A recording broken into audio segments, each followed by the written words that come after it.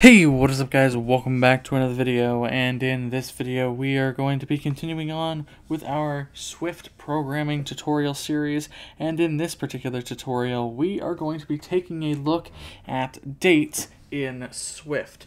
Now in this particular video, not only are we going to take a look at dates, but we're also going to be using the calendar object, the system calendar, and date components, so we can get different date components and stuff like that. Let's get started by creating a date. Now this now if you look in our main Swift file, you can see I'm importing Foundation. Let's see here. There we go. Now, the reason why I imported Foundation is because, much like something like set, date is not part of the Swift Standard Library, and it's part of the Foundation module. So make sure you import Foundation, otherwise you're going to get some issues.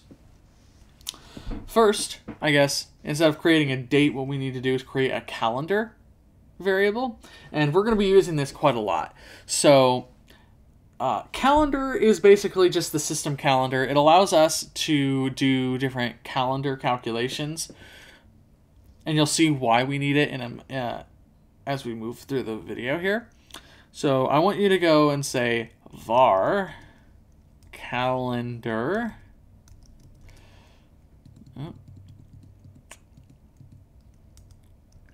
calendar equals calendar dot current. Okay, now we have created our calendar that we're going to be using throughout the video. Here we are going to say var date, or rather not even date, we're going to say today equals date.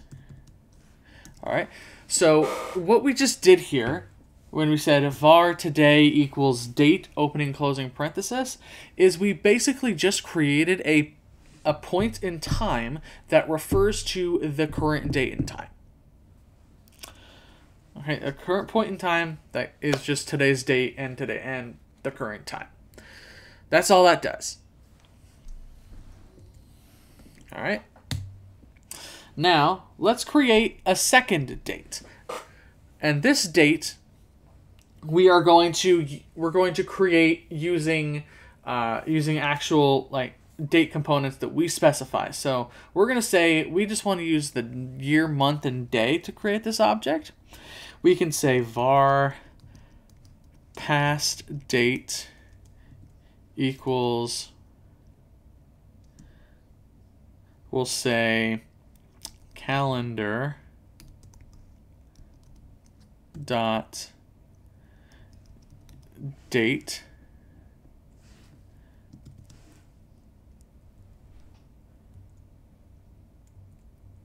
let's see, we want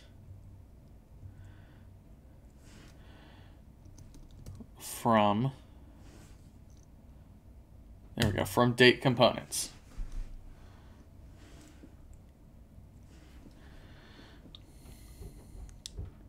And we want date components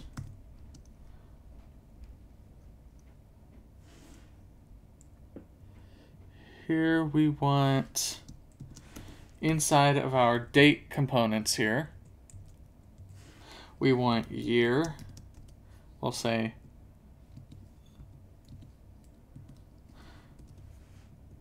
$1776, month 7, day 4.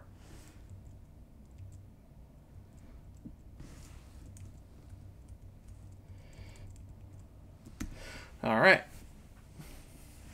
Now we have a past date using date components and the calendar that we created earlier. So this past date represents July 4th, 1776. All right. Now that we have that, we can print these dates out to the console by saying print today and print past date. Go ahead and save this and run your code. We have a build succeeded. Go into the debug area, into the console here.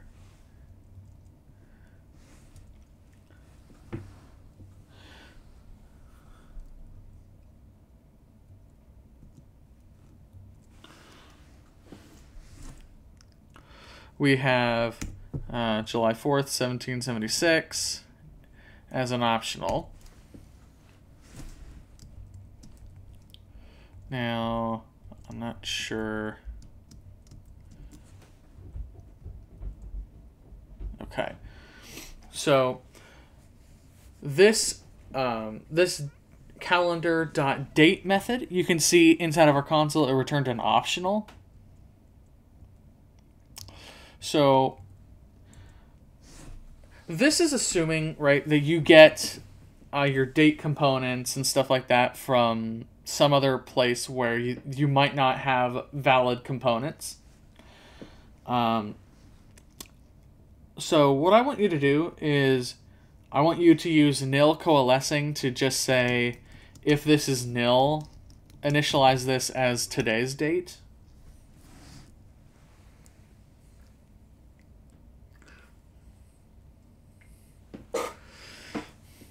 And you won't get an optional anymore.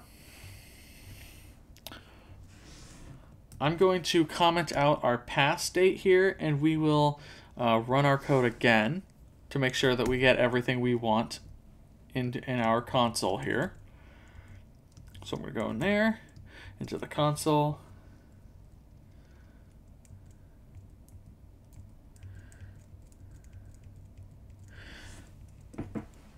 And so we get, and so there we get our current date.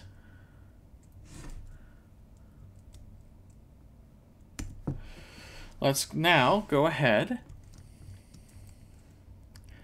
and in main Swift,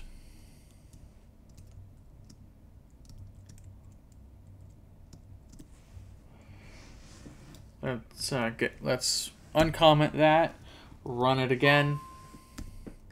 And now what we get in our console is we do not get the optional version.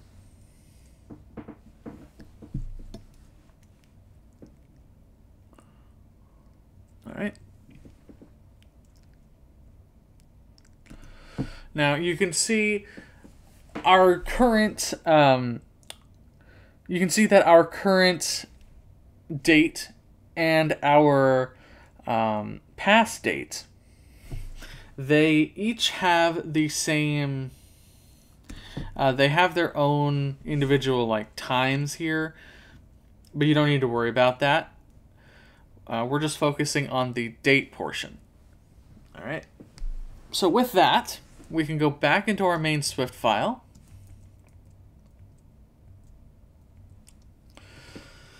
And we can go back here into our main Swift file.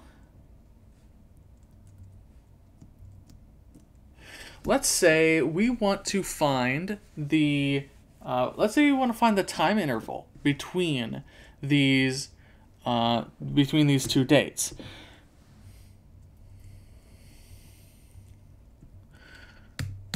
We can do this by saying today dot time interval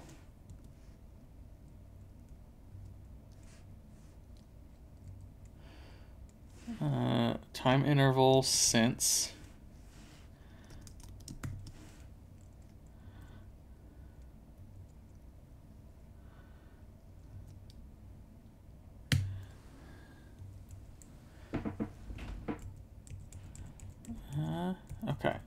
There we go. And we can say var, we'll call it interval. And we'll set it equal to our call to time interval. What this does is it returns the number of seconds between the two dates. Let's go ahead and print interval.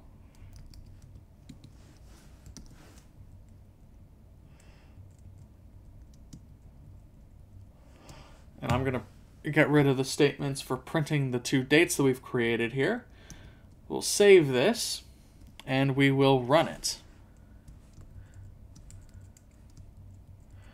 Let's go into our console here.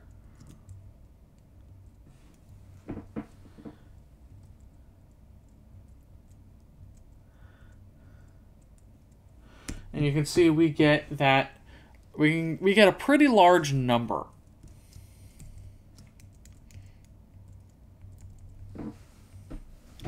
All right.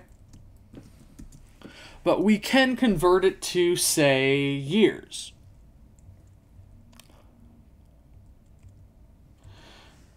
And we can do this by saying interval divided by 365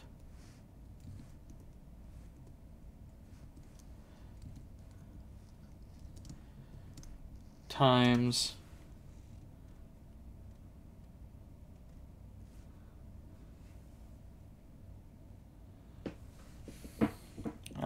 I believe it's 24 times 60 times 60.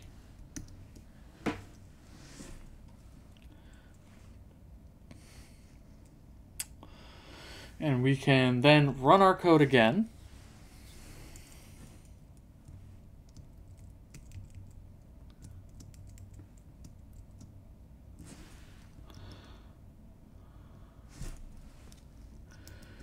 And we can, I'm gonna go into text edit here.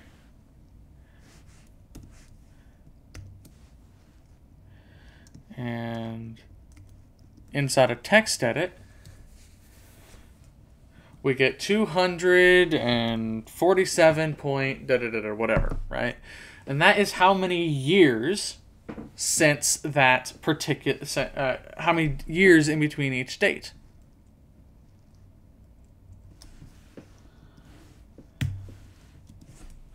Now you could remove one of the 60s and you would get something different. Go ahead and play around with that a little bit, and you'll kind of be able, you'll be able to see how exactly that changes. So let's go ahead then, and we can figure out how exactly we get specific components for these dates. I'm going to go into our main Swift here. The next thing we'll go ahead and do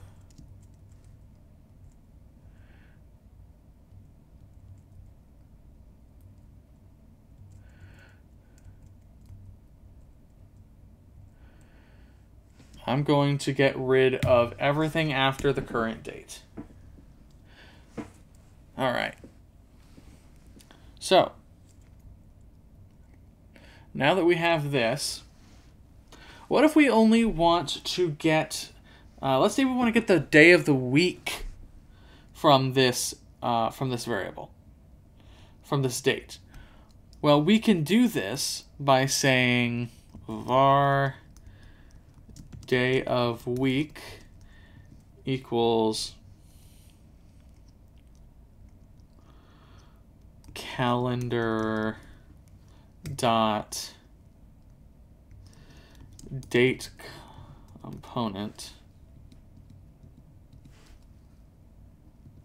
I believe it's just we don't want, let's see, we don't want date components.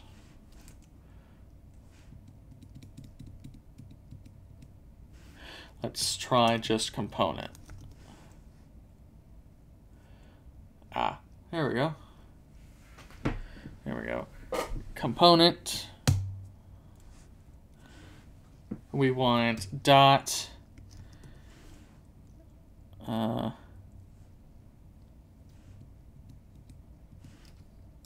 dot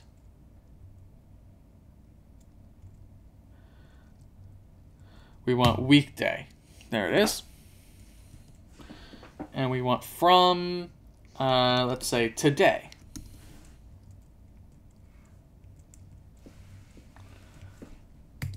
And we can say print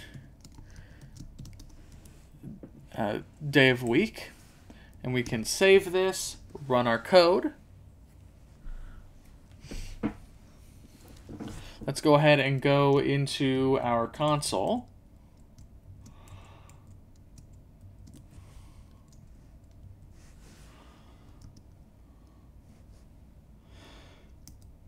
And we get 7. Now, why is it that we get 7? Well, because according to a calendar, Saturday is the 7th day of the week. Not Sunday. Sunday is technically, according to calendars, the 1st day of the week. Okay? So that is how we can get the weekday. But if we want to get, you can say hour, you can say minute, you can say month, day, year, whatever it is, and it'll work just fine. However, if we go back into our main Swift,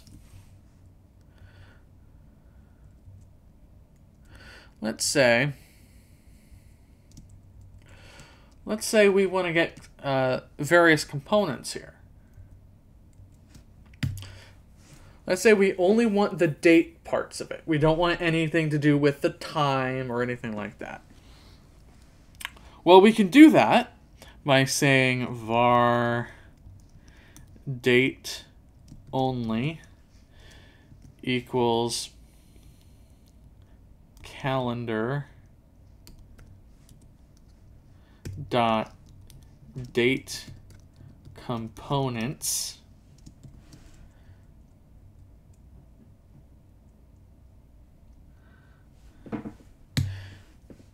and then this will take in a set.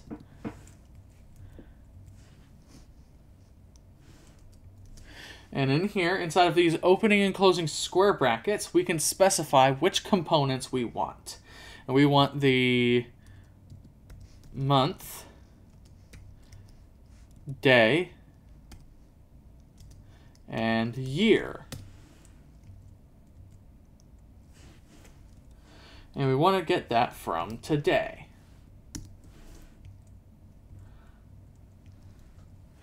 Now, let's try to print date only. Save it, run it.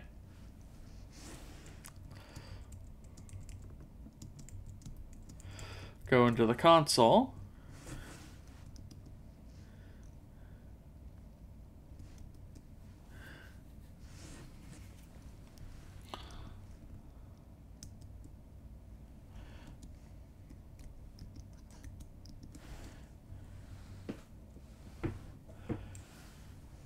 Okay.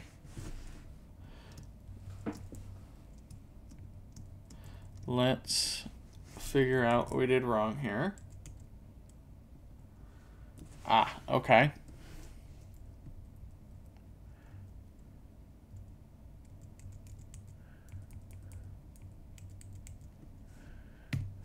Okay, let's save that and try that again.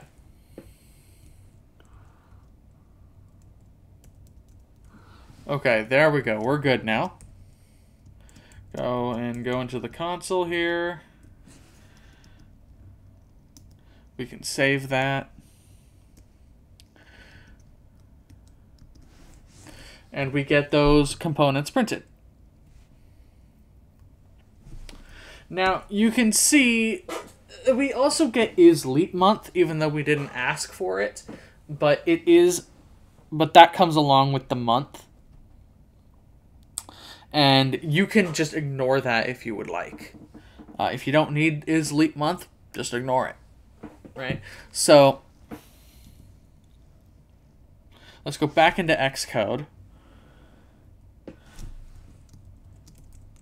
We can go back into our main Swift here.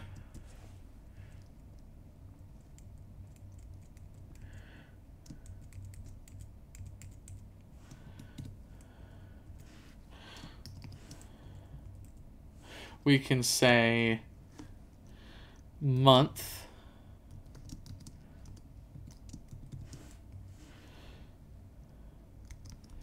date only dot month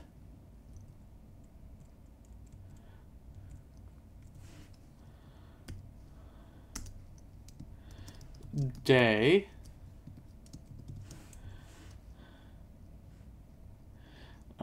date only dot day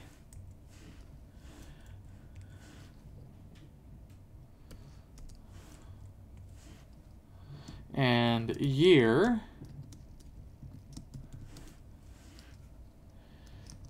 date only dot year. Okay. And so if we run this code now,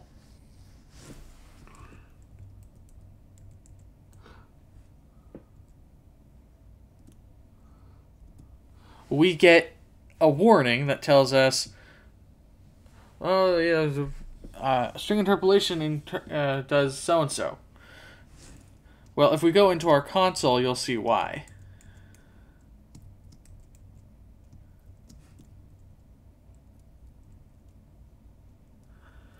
You can see month, day, and year here are optional.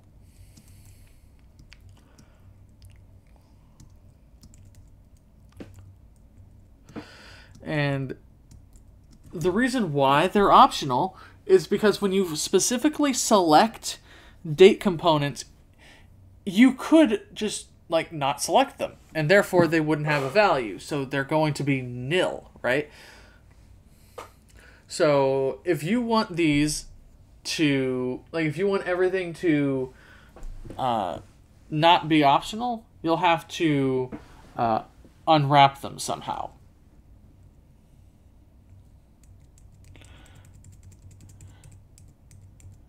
So what I'm going to do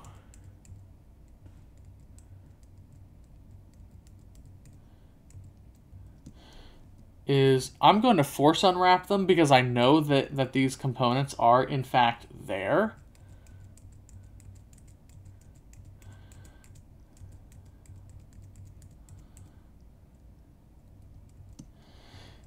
Simply because these are the components that I asked for.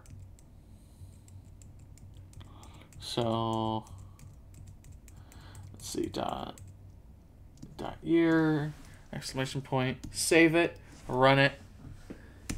And now not only do we not get the warning inside of Xcode anymore, but we also get everything printed out cleanly without optionals being, cluttering up our console. Now, of course, as I've mentioned before, when you're unwrapping an optional, force unwrapping it generally is not recommended. I'm only doing it to, to speed things along here, so we have something to work with. But that pretty much does it for this video on working with dates. There is so many more things that you can do to work with dates without a date formatter, but what I've shown you in this video is just a couple of the things that you can do. Thank you all so very much for watching, and we'll see you in the next video where we are going to be talking about, where we're just going to be continuing on with our Swift series and talk about formatting dates with Date Formatter.